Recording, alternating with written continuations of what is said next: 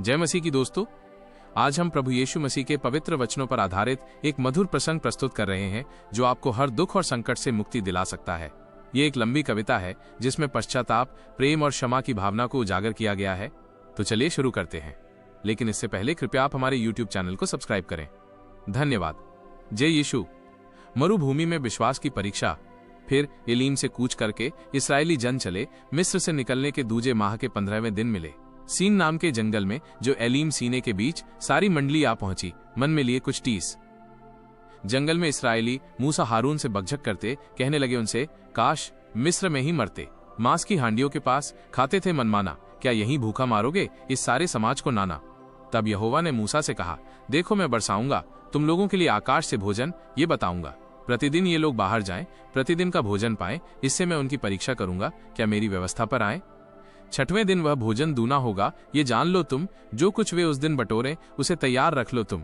तब मूसा और हारून ने सारे इस्राएलियों से कहा, सांझ को जान लोगे तुम, जिसने मिस्र से निकाला वो है यहोवा, और भोर को तुम्हें यहोवा का तेज दिखेगा, ये निश्चित है, क्योंकि तुम जो यहोवा पर बुड़बुड़ाते हो उसे वो सुनता है, और हम क्या है जो तुम हम पर बुड़बुड़ाते हो।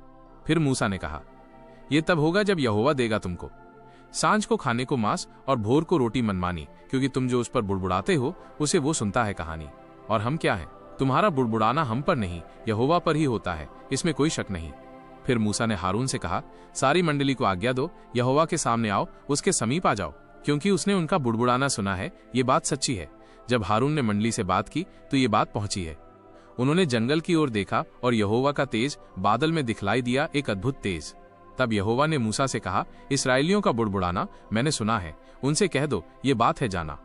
गोधूली के समय तुम मांस खाओगे और भोर को रोटी, तृप्त हो जाओगे, और तुम ये जान लोगे यही मेरी पोथी, कि मैं तुम्हारा परमेश्वर यहोवा हूं, ये जान लो आज।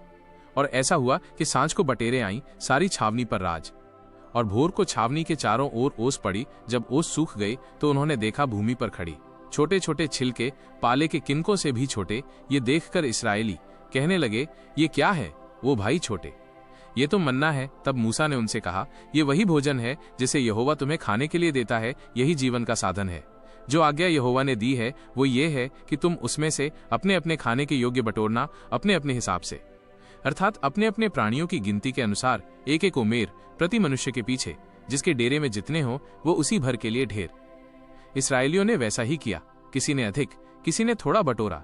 जब उन्होंने उसको ओमेर से नापा, कोई अधिक न रहा, कोई कम न हुआ, पूरा पूरा। एक एक मनुष्य ने अपने खाने के योग्य ही बटोरा था। फिर मूसा ने उनसे कहा, कोई इसमें से कुछ कल तक न रखे, यही कहा था।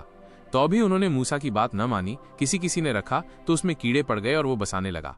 मूसा उन पर क्रोधित हुआ, और वे भोर को प्रतिदिन अपने अपने खाने के योग्य बटोर लेते थे, और जब धूप कड़ी होती थी तब वो गल जाता था, वे देखते थे।